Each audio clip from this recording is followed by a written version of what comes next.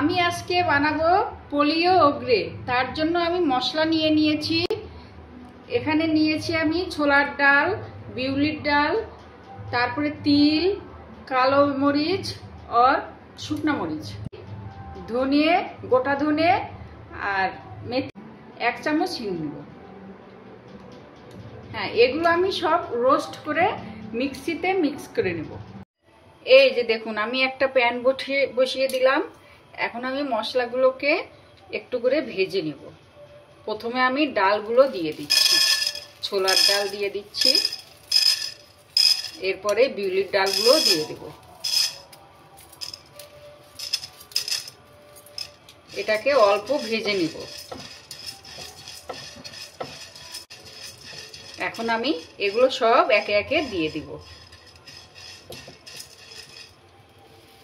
গোলমরিচ, শুকনো লঙ্কা আর তিল।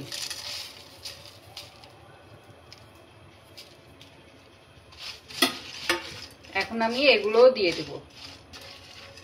গোটা ধনে, মেথি আর হিং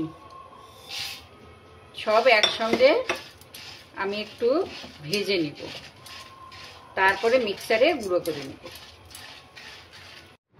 হাই, এই যে দেখুন, আমি মশলাগুলো যে ভেজে নিয়েছিলাম ওগুলোকে সুন্দর করে গুঁড়া করে নিয়েছি। এখন আমি এগুলো দিয়ে সম্বার দেব।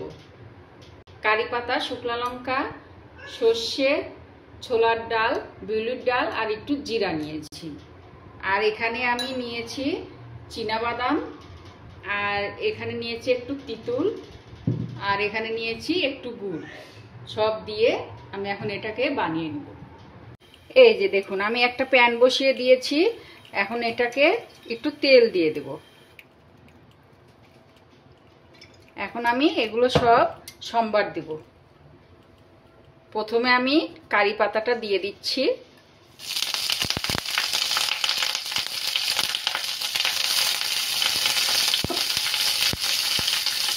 আমি এখন এগুলো সব একসঙ্গে দিয়ে দেব।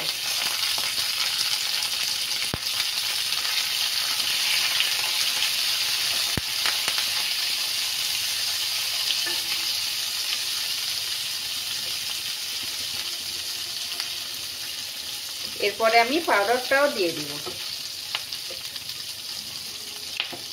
দেখুন, সুন্দর ভাজা ভাজা হয়ে গেল। এখন চীনাবাদামটাও ভেজে নেব। এখন আমি চীনাবাদামটাও ভেজে নেব। এই যে দেখুন, আমি এগুলো সুন্দর করে ভাজা ভাজা করে নিয়েছি।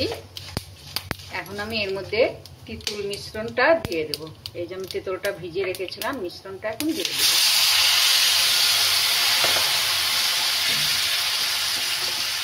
এর মধ্যে আমি 1 চামচ হলুদ গুঁড়ো দেব, 1 চামচ হলুদ গুঁড়ো আর 1 চামচ লবণ দিব। এই যে 1 চামচ লবণ দিয়ে দেব। এখন আমি আর একটু ভাজা ভাজা করে নেব। এই যে দেখুন, এটা আমার উতাল এসে গেল। এখন আমি যে মশলাগুলো ভেজে নিয়েছিলাম ওগুলোকে গুঁড়ো করে নিয়েছি। এখন এই মশলাগুলো দিয়ে দেব। ভালো করে মিক্সড করে নেব। এই যে দেখুন, আমার মিশ্রণটা কি সুন্দর হয়ে গেছে। এখন আমি এর মধ্যে অল্প করে একটু গুড় দিয়ে দেব। এই যে গুড়টা একটু ছড়িয়ে দেব। তিতুল দিয়েছি তো, গুড়টা দিলে একটু টকটা কম হবে, এই জন্য একটু মিষ্টি দিলাম। দেখুন, হয়ে গেল, রেডি।